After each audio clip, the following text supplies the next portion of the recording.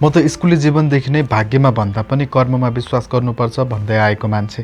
मलाई अझै याद छ कक्षा 8मा पढ्दा भाग्यभन्दा कर्म ठुलो भन्ने विषयको पक्षमा वाद विवादमा बोलेको थिएँ। भाग्यमा छ भन्दै डोकोमा दुध धोएर अड्छ र भन्ने तर्क अघि सारेथे। भलै त्यो चाहिँ किताबमै लेखेको थियो र मैले हुबहु कपी गरेर मात्र भनेको थिएँ। तर पनि सायद तिनै दिनहरूबाट होला मलाई भाग्यमा भन्दा काममा विश्वास बढ्दै गएको हो।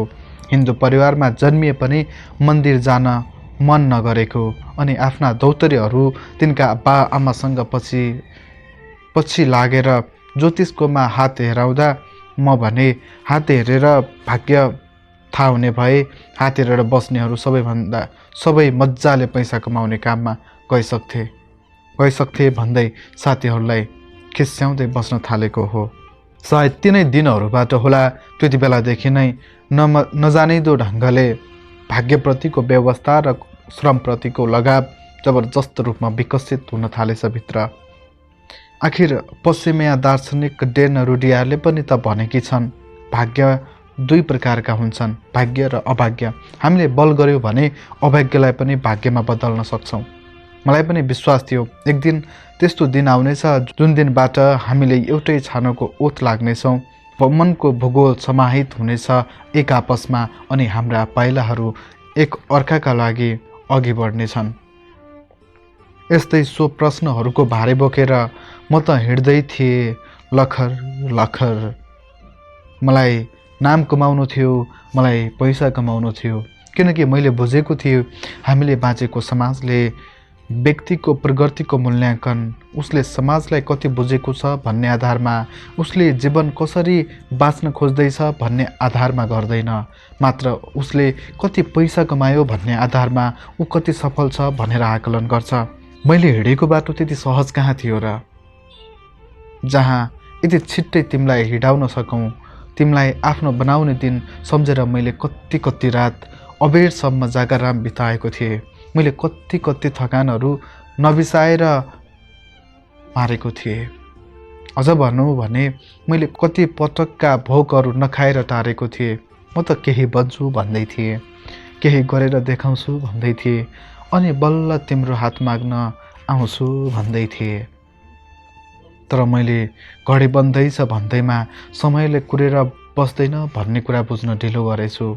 नत्र मलाई पनि मन कहाँ थियो र चुपचाप उभिएर तिमी अन्मिएको हेरिरहन।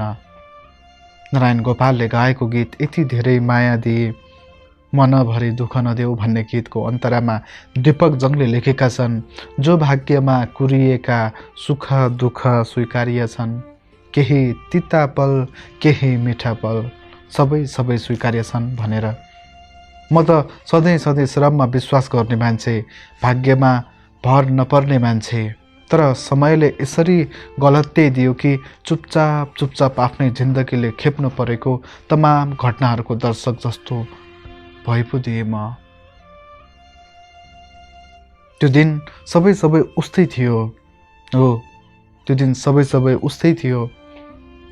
शीतको थोपा उसै गरी बलसीमा तप्किएको हो, चराहरू उसै गरी सबेरै बिउजिएका हुन्, घाम बर्दालीबाट फलक्का चेपहरू बाटैभित्र छिरेको हो, घडी फुल ठिक समयमै आँगनमा फुलेको हो। सबै उस्तै नै त थियो त्यो दिन।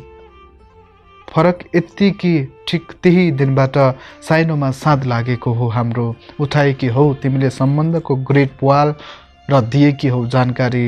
हिँड्दै मैले टेकेको पाइला अरू नै कसैको बारीमा पुगिसकेको छ भनेर। कान्तिपुर दैनिकमा अभय श्रेष्ठले लेखेका छन्, बुद्ध त्यतिखेर 56 वर्षका थिए जब उनको सामना खतरनाक हत्यारा अङ्गुली मालासँग भयो। हरेक व्यक्तिको हत्यापछि ऊ त्यसको एउटा औँला मालामा उन्थ्यो। 100 जनाको हत्या गरेर तिनका औँलाको माला लाएपछि आफ्नो मायावी शक्ति बन्ने भ्रम उसलाई थियो। एकपल्ट 40 जनाले घेरा हाले। अद्भुत युद्धकला जानेको अङ्गुली मालाले छिनभरमै अधिकांशलाई मारिदियो, बाँकीले भागेर जान बचाए। राजा प्रसेनजितले उसलाई पक्रन सशस्त्र सेना तैनात गरेका थिए, तीमध्ये कतिपयलाई उसले मारिसकेको थियो। यो थाहा पाउनासाथ बुद्ध निडर भएर एक्लै श्रव बस्तीमा हिँड्न थाले।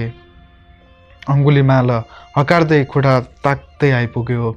एउटा रुख अगाडि उभिएर शान्त स्वरमा बुद्धले भने, अङ्गुलीमाल, म तिम्रो उद्देश्यका लागि मारिन तयार छु, तर त्यसका लागि तिमीले यस रुखबाट 4वटा पात टिपेर ल्याइदिनुपर्छ। पहिलोपटक आफूसँग निडर भएर बोल्ने मान्छे भेट्दा अङ्गुलीमाल हच्कियो र 4वटा पात टिपेर ल्याइदियो। बुद्धले भने, अब यो पात जस्ताको त्यस्तै त्यही हाँगामा लिएर जोडिदेऊ। उसले भन्यो, तिमीले के भन्न खोजेको बिच्चु? यो कसरी सम्भव हुन्छ? हो, जसरी टिपिसकेका पात जोड्न सक्दैनौ त्यसै गरी तिमीले हत्या गरेका मान्छेलाई फेरि बचाउन सक्दैनौ। जब मारिएकालाई बचाउन सकिन्न भने तिनलाई मार्ने अधिकार तिमीलाई कसले दियो? अङ्गुलीमाल नजवाब भयो। मानिसहरू अज्ञान, घृणा र द्वेषका कारण क्रूर बन्छन्। क्षमा, करुणा, ज्ञान र प्रेमको मार्गमा हिँड्यौ भने तिम्रो जीवनमा पनि स्वर्गीय आनन्द आउनेछ। अङ्गुलीमाल। बुद्धको कुरा सुनेर उसले खुँडा बिसायो र माफी माग्दै नमन गर्यो। बुद्धको शरणमा गएको 2 हप्तामै अङ्गुलीमाल अहिंसक नाम धारण गरेर सौम्य र करुणामय भिक्षु भइसकेको थियो। म यो कथा सुनाएर के भन्न खोज्दैछु भने जीवनमा हाम्रा अनेकन खालका विश्वासहरू छन्। तिनै विश्वासहरू 100% सत्य हो भन्ने भ्रम पनि हुन्छ हामीलाई। हुन त मान्छे भ्रमै भ्रमको थुप्रो पनि त हो। कति भ्रम उघारिन्छन्, कति नउघारिँदै मान्छे स्वतः गइजान्छ संसारबाट। मेरा पनि केही विश्वासहरू थिए, केही भ्रमहरू थिए। प्रेम भन्ने कुरा निरपेक्ष हुन्छ भन्ने भ्रम थियो एउटा। यदि प्रेम गर्ने 2 जना प्रतिबद्ध हुने हो भने अरू केही पनि कसैले पनि कुनै बिगार गर्न सक्दैन भन्ने विश्वास थियो र आज महसुस भयो त्यो विश्वास कम र भ्रम ज्यादा रहेछ। प्रेमको बेलुन त समाजले तेर्स्याएको अनेकन खालका काँडाहरूबाट गुज्रिनु पर्दो रहेछ। थाहै नहुने कति बेला कुन काँडामा ठोकिएर फुट्ने हो। विश्ववल्लभले लेखेर अरुणा लामाले गाएको एउटा गीत छ, भाग्यले खुसी खोसेर लग्यो बदला लिएर भन्ने। म त भाग्यमा भर नपर्ने मान्छे, कसरी यो गीतमा ल्याप्चे लगाउन सक्छु भनेर फरक विचार राख्ने मान्छे। तर समयले यसरी भित्तामा पुर्याएर अचेटिदियो कि चुपचाप तिमी अन्मिएर गएको हेरिरहे। आँखामा आँसुको दह अनि मनमा दुखेसोको पहाड उभ्याएर। सुनेको छु बाटो बिराउनेहरू पनि बाटोमै भेटिन्छन्। सायद भेटिन्छौ होली तिमी पनि हिँड्दै गर्दा बाटोमा भेटिन्छौ होली।